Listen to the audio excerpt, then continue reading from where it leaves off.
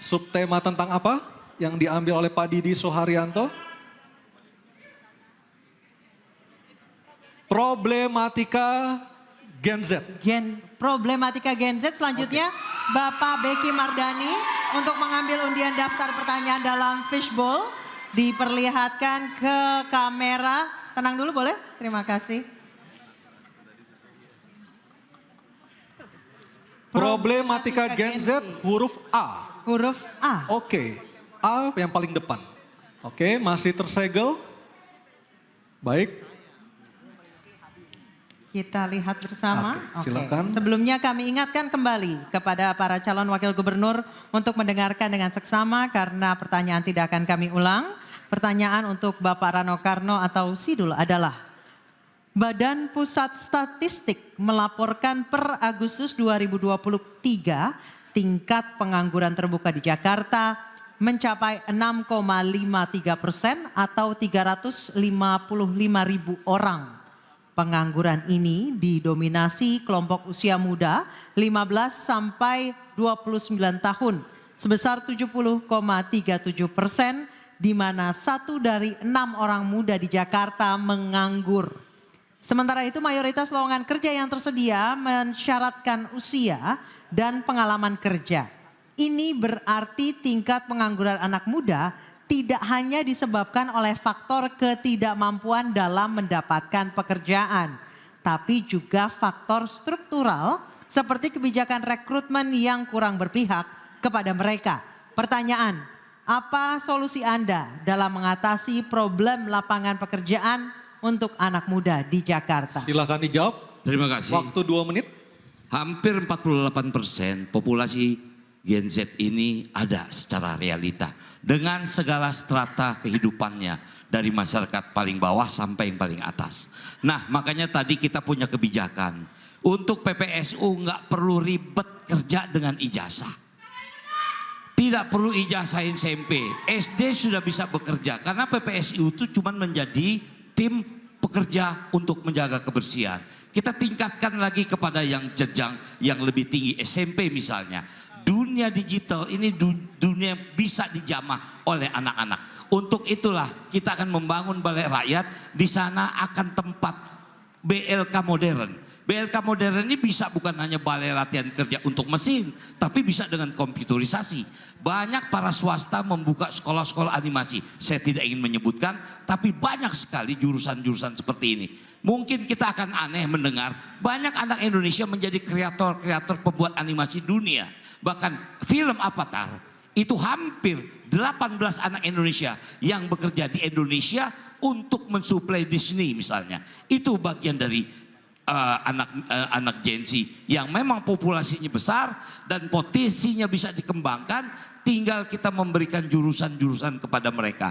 Nah itulah menjadi hotline 24 jam menjadi utama agar mereka mempunyai guidance apa yang harus mereka kerjakan, apa yang harus mereka lakukan. Mudah-mudahan dengan itu penjuruan untuk Gen Z ini tidak menjadi salah arah. Mungkin itu jawaban saya. Terima kasih. Masih ada sisa waktu. Sudah cukup, baik. Oke, baik. Baik, bisa dimulai mungkin timernya. Selanjutnya kami persilakan calon wakil gubernur nomor urut 1 Bapak Suswono untuk menanggapi jawaban calon wakil gubernur nomor urut 3. Pak Suswono, waktu Anda 1 menit, silakan. Ya, tentu kami akan memastikan Gen Z tidak perlu khawatir karena kami akan menciptakan lapangan kerja yang cukup banyak. Pertama tentu adalah mendorong wirausaha muda. Ya, dan dengan program apa? Inkubasi dan akses modal. Karena anak-anak muda ini anak-anak kreatif. Asal didorong dengan diberikan permodalan, insya Allah mereka akan tumbuh kreativitasnya. Kemudian juga akan dilibatkan dalam gerakan sosial dan lingkungan. Sekarang ini anak-anak muda luar biasa kepeduliannya terhadap lingkungan. Berapa kali kita melihat gerakan-gerakan untuk membersihkan sampah, begitu cepatnya antusiasme dari mereka-mereka yang merespon gerakan anak-anak muda. Dan yang lebih penting lagi adalah pelatihan siap kerja, dan nanti anak-anak muda akan magang di provinsi, baik di BUMD maupun di kantor gubernur. Jadi mereka akan mendapatkan pelajaran langsung di lapangan. Terima kasih. Baik, terima kasih. Dan selanjutnya kami berikan kesempatan kepada calon wakil gubernur nomor urut 2, Bapak Kun Wardana menanggapi calon Jawaban calon wakil gubernur nomor urut 3. Kami persilakan waktu Anda 1 menit. Ya. Permasalahan utama saat ini adalah ketidakcocokan antara persyaratan keterampilan dari pasar kerja dan kompetensi dari pencari kerja yang khususnya para Gen Z ini. Jadi ketidakcocokan ini membuat mereka menjadi tidak bisa bekerja secara optimal. Untuk itu perlu adanya pengintegrasian dan koordinasi yang sangat melekat antara dunia kerja dan kalangan kampus, kalangan politeknik maupun kalangan SMK agar itu bisa match, bisa cocok satu sama lain. Nah, mereka-mereka nanti bisa diberikan fasilitas kerja praktek di pasar kerja yang ada sehingga nanti bisa langsung ditempatkan di sana. Kemudian yang kedua itu adalah bagaimana Gen Z ini bisa menggunakan dunia digital untuk investasi masa depan kerja ke depan. Makasih. Waktunya Baik, habis. terima kasih.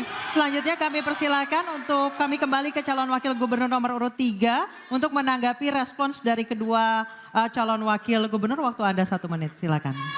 Ini memang tantangan bagi kita semua, di mana yang dibilang generasi emas akan lahir pada tahun 2040.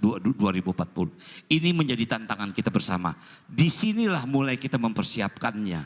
Dengan era baru, Undang-Undang nomor 2 tahun 2024 keluar, Jakarta tidak menjadi I lagi, dia menjadi DKJ.